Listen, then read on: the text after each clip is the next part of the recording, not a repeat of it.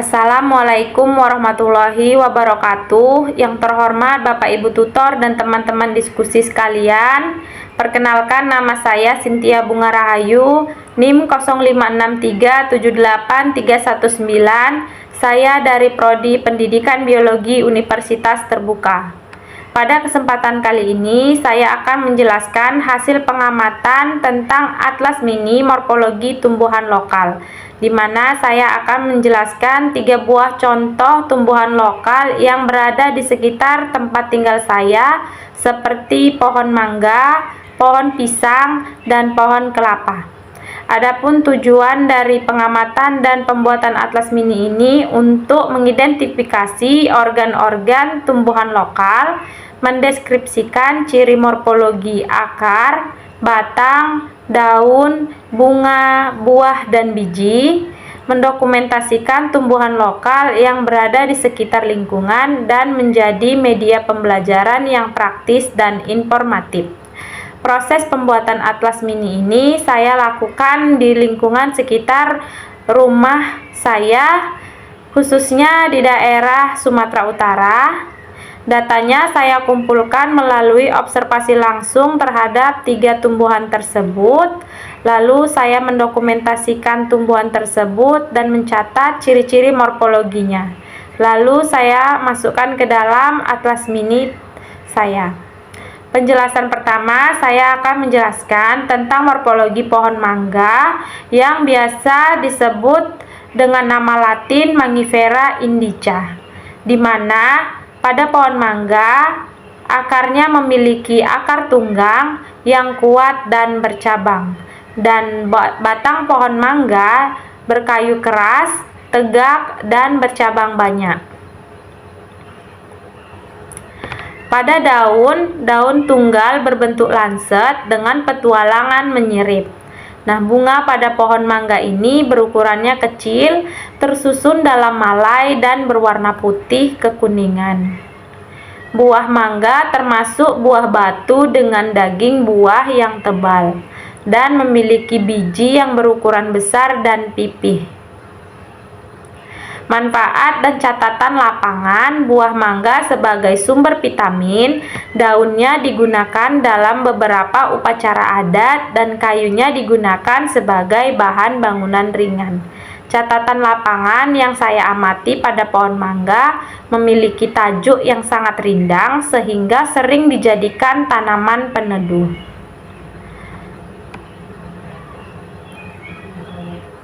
Penjelasan kedua tentang morfologi pohon pisang, di mana dikenal dengan nama Latin Musa paradisiaca.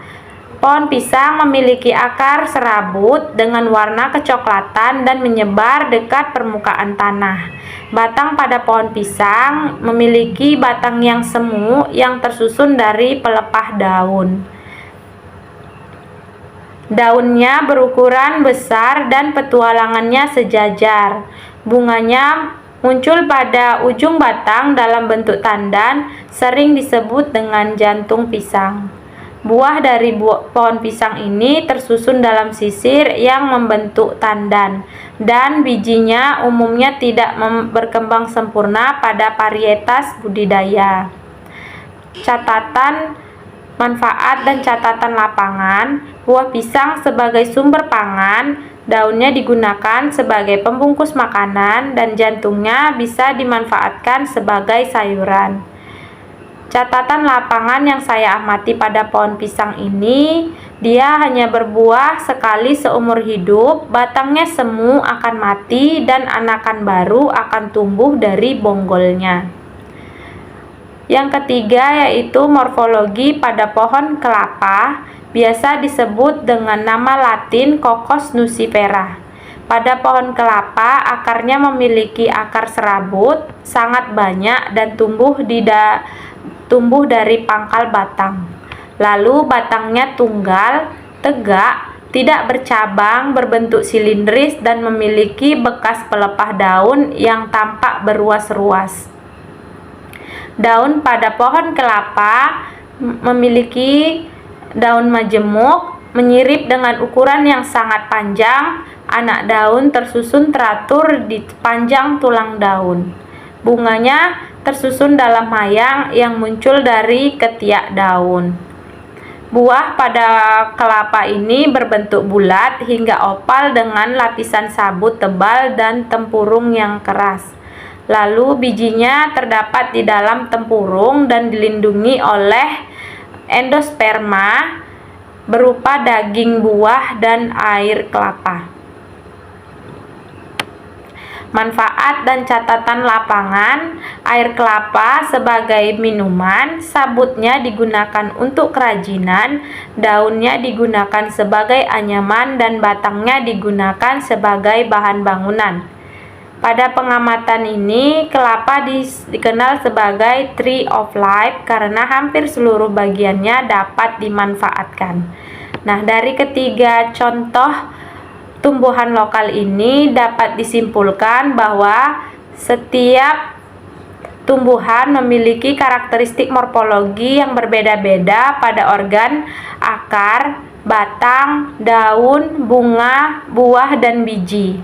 Setiap organ merupakan adaptasi yang mendukung fungsi dan keberlangsungan hidup tumbuhan, dan penyusunan atlas mini menjadi sarana yang efektif untuk mempelajari keanekaragaman tumbuhan lokal sekaligus meningkatkan kesadaran akan pentingnya pelestarian sumber daya hayati.